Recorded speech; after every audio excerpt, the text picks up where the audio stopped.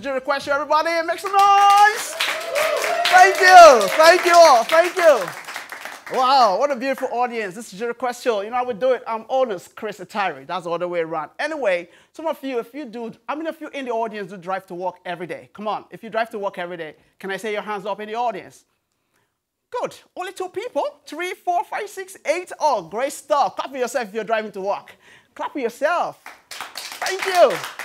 Now, one thing we understand for those of us who drive to work every day, do you notice one thing we do experience most times during the daytime is the traffic, isn't it? Do you know that the traffic lights are like human beings during the daytime?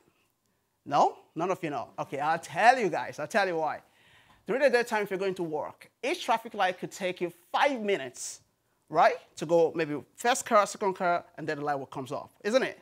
Good. That's why I said a human being. But if you do work late night, 2 o'clock in the night or 3 o'clock in the night, then you will know that the traffic light are a human being. Because when you drive from where you're driving home, least you can get is only 1 traffic light. Am I right? Come on. Come on. That's true. That's true. Anyway, welcome to the jury question. My name is Chris Onositari. This is how we do it every week on the show. Today we have some special guests today that are going to share some great experience of what they do in their life, in the everyday life of what they love. But before we bring them through to the show, our very own guest in the studio, please jump to welcome Esther. Thank you. Hello, Esther. Hello, Chris. How are you? Good to see you. Oh, fine.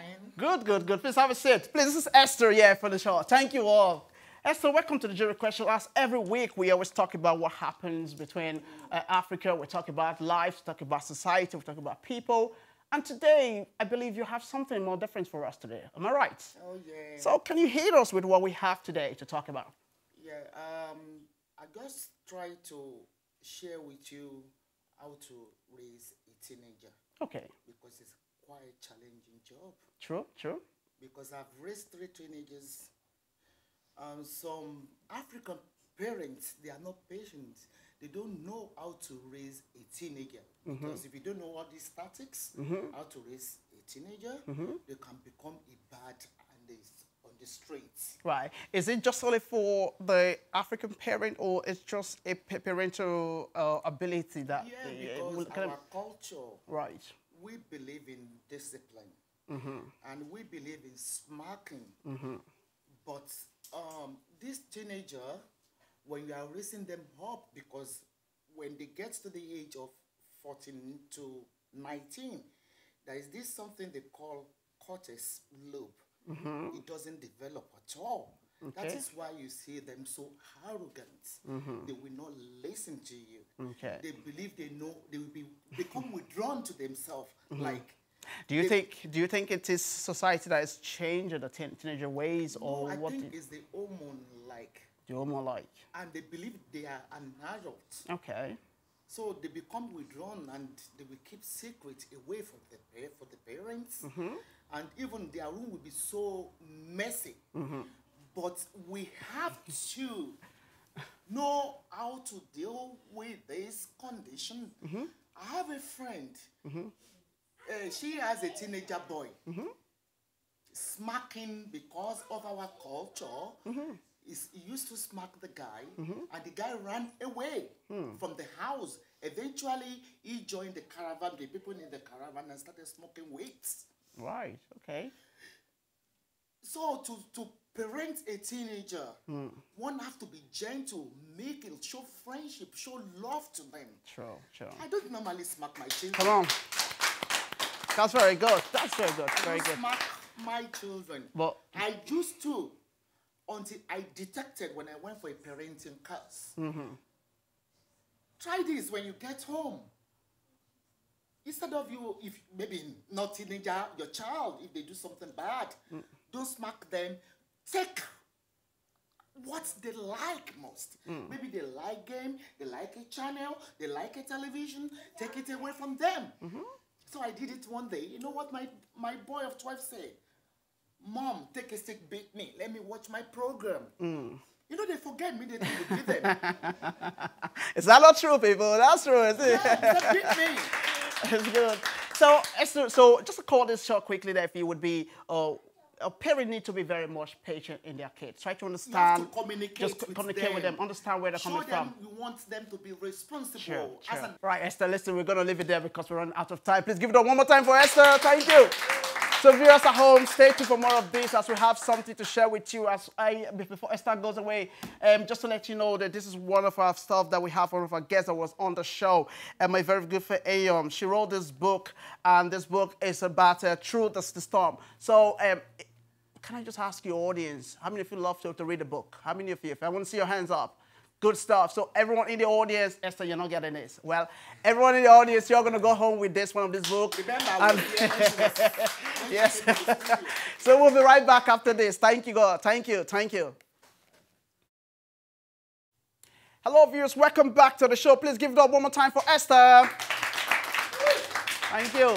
Like I say to you at home there, if you want to get some of this book, please do stay back after the show and grab a copy. It's one of those books that when you read through them, there's a lot of things you're going to get through that. It's a lot of experience, a lot of thought, a lot of emotion, a lot of good things and all the things that you need in life. But nevertheless, it's a zero question. Please welcome my very good guests on the show, Mr. and Mrs. Valentine, Kilashi, and Julia on the show. Thank you. Woo! Thank you, guys. Good to see you. Hi, how are you? Good to see you. I'm very good. Hello, good to see you, Julian. Please have a seat. You're looking good. Are they not looking good, people? Yeah. Come on, show them love. Thank you, guys. Thank you for coming on the show. It's a Zero Quest show. So, how is it starting? First of all, what's the name? My name is Kamlesh. And? Julia. Julia and Kamlesh. So tell us, guys, how did you start it? Like, you becoming the first Mr. and Mrs. Valentine. So, do you want to give us more information about what it's all about? Well, Mr. and Miss Valentine, it's actually the first year of the show running, organized by Matilda.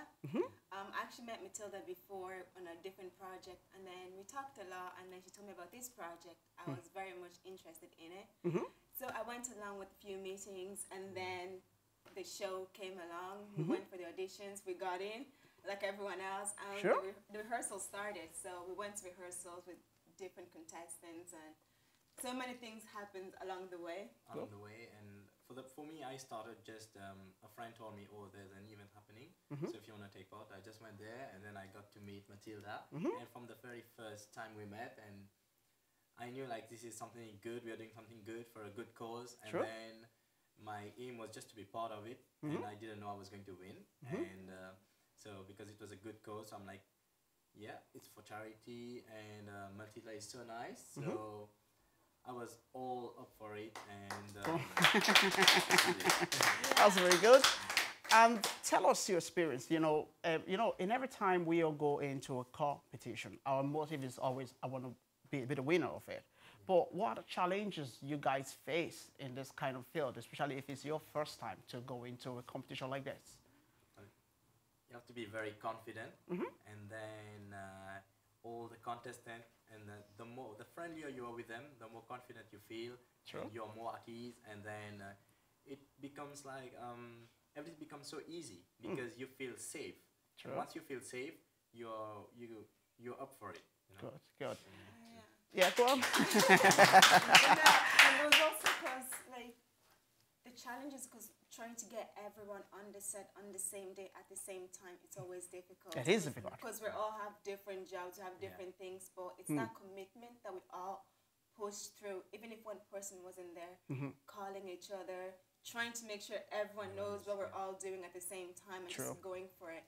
But it was like the hardest thing was trying to get everyone at rehearsal. And you're in college at the moment as well. College. And what are you studying? Well. Criminology and social Criminology. studies. Ooh, I like that.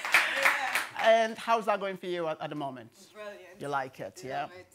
Good. Now, so tell us, guys. Now, since you guys won the competition, what have you guys been doing in terms, not your main work or your job or your college, but in terms of you helping this opportunity to reach out to charity and all this kind of stuff?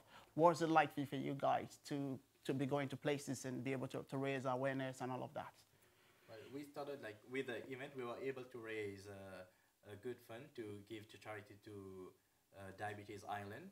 So we went and we were able to donate our winning prize. You have to book for that, yes? That's good. We are on the magazine already.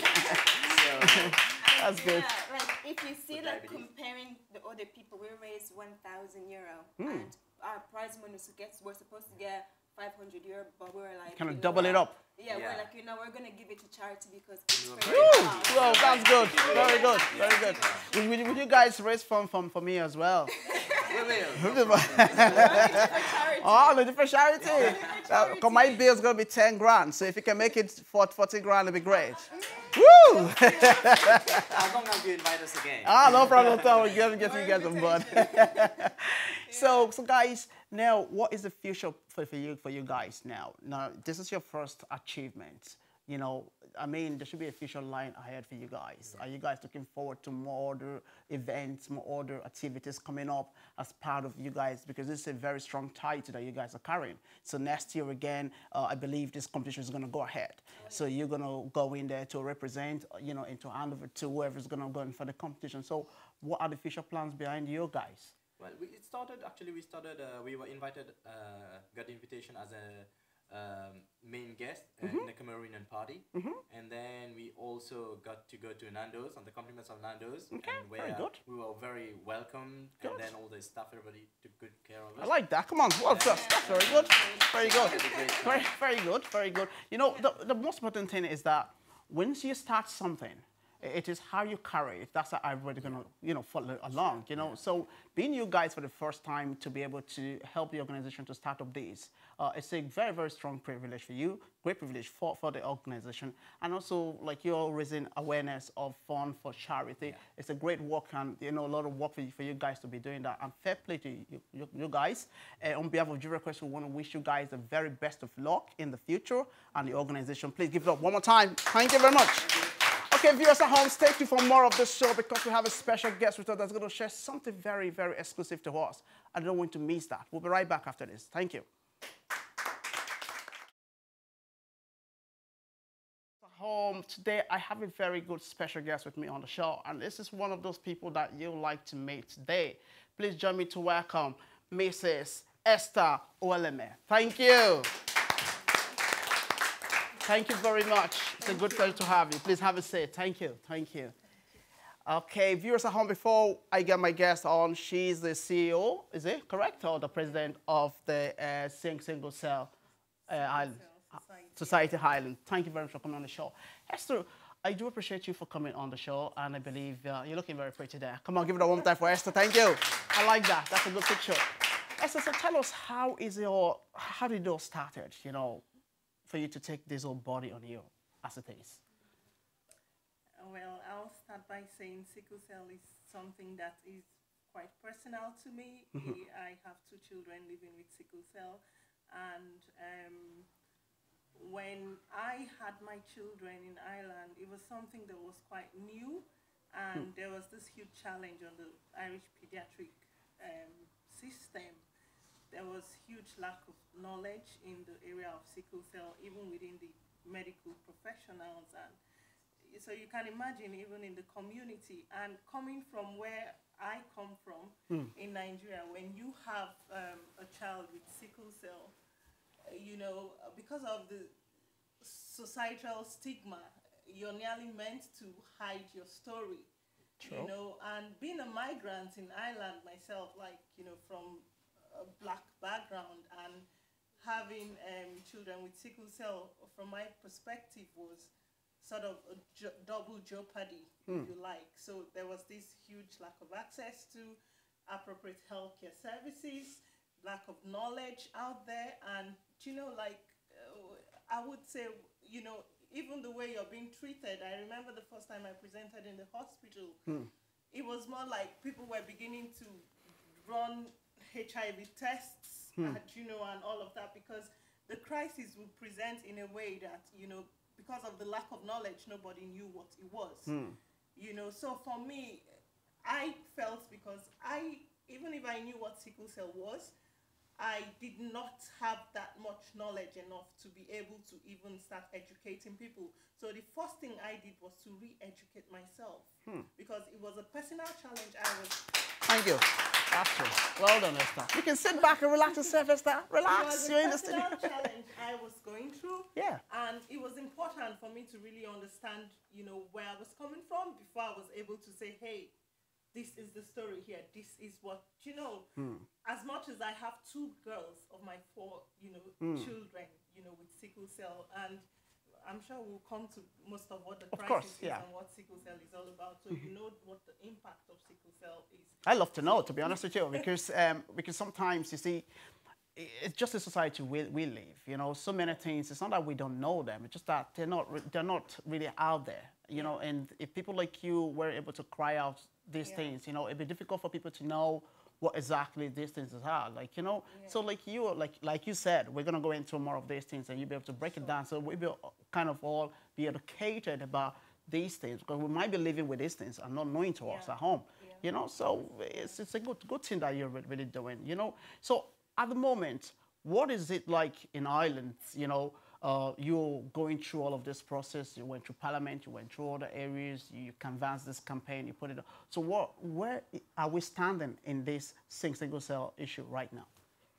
Currently, we have managed to bring the awareness to the Irish Parliament. Like we had done it, single-handedly as the society, as much as we have also collaborated with this national campaign called the Patients First campaign, where I'm proud to say, we had that sort of platform. And I'm proud of you as well. I must be honest. Thank you, Esther. I'm proud of you for that. It's a great work you're doing.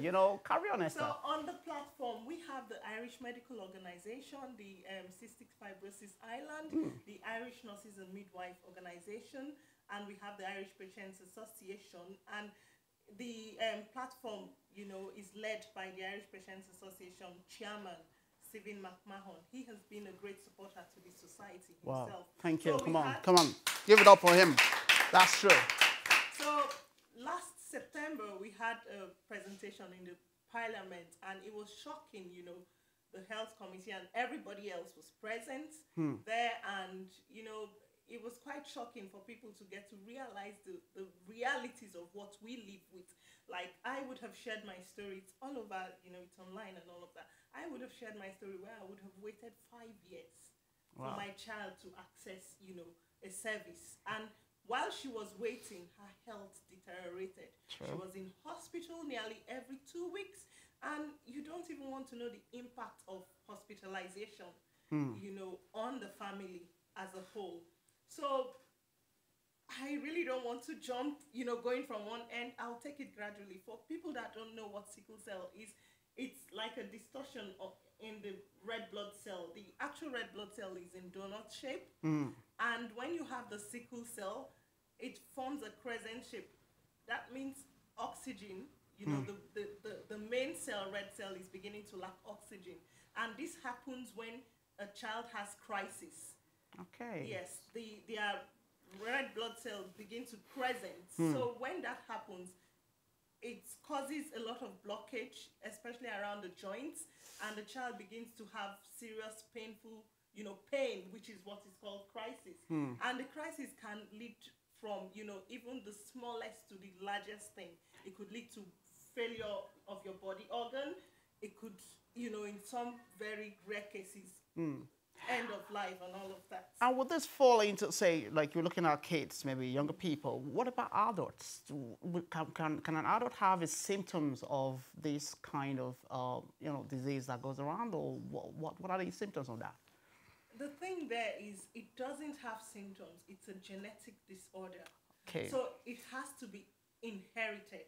From a family. From a family member. So we have, the way our genetics operate is, we have the AS, we have the AA, we have the, and when you have the AS and the AA, if there is always 1 in 4 chances of having, contributing, yes, a carrier gene. Okay. So where you get married to a carrier, who carries the gene is an AS, like myself, I'm an AS. Okay. And my husband is AS as well. So during the process of reproduction, I contributed S on 2 occasions, and he contributed X. Yes, okay. So we have 2 girls with, the SS gene. And the other boys have AA. We both contributed AA. So we have 2 boys with AA and 2 girls with SS. So it's all genetic, like that's the true. Same way just you have your baby you know, your baby has the same eye colors as you and, you know, the same kind of, yeah, yes, okay. genetics as you. That is how sickle cell is. You don't get it from anywhere. It's an inherited blood disorder. But unfortunately, when you have the, you know, sickle cell gene, you know, you fall into regular crises, leading to long stay in hospital, and sometimes it can be life-threatening crisis. Wow. And children are in so much pain. So I think more of our work within the society, like in recent times, we have been collaborating with the Royal College of Surgeons in Ireland. Well, that's good. That's good. That's very good. Where we have the healthcare symposium. We have the opportunity to lecture, to, you know, tutor, lecture. Well, I call it lecture. Nearly 450 students of the general practice department in the college. And we have linked in with, you know, some prestigious colleges around, you know, like UCD. We had recently had another presentation within the African Society. So there's a lot of presentation and awareness campaign going around. Just make sure people are aware of this, and they can always go for help and that. Yes. And you do some other. You also represent Single Cell Islands in the EU as well. Is that correct? Yes. Right. And also you work with the Asia. Come on, she's doing. There's a lot about Esther on the show that we don't even know. But never mind. If you want to check more of this information, she's on the web page as well. You can see more of Esther. Esther, just before you go, you've done some work. You've worked with some other younger people. You've worked with other kids and children. We can see some of them. Are all this part of the? Are they all part of the whole process, or what's the or this is just a part of the charity areas of where you work, or what's like? Well, the World Sickle Cell Day is the 19th of June. It was declared by the WHO in 2008 for the very first time to recognize sickle cell, create more awareness. So in 2013, it was the first official World Sickle Cell Day in Ireland, and we decided to bring knowledge to where it hasn't been found in terms of sickle cell, and we took it to the schools in Ireland. When we got into those classrooms that day, we did this amongst, you know, several schools across Dublin area. When we got into the classrooms we were in that day, by the time we came out, it was like a whole new generation. Wow. Before we let you go, have you got a website that people can go in and educate themselves, and, you know, if they need help and information on the website or Facebook, whatever you have, so they can find that from you? Oh yes, we have our Facebook page is Sickle Cell Society Ireland, and our website is www.sicklecellsocietyireland.org.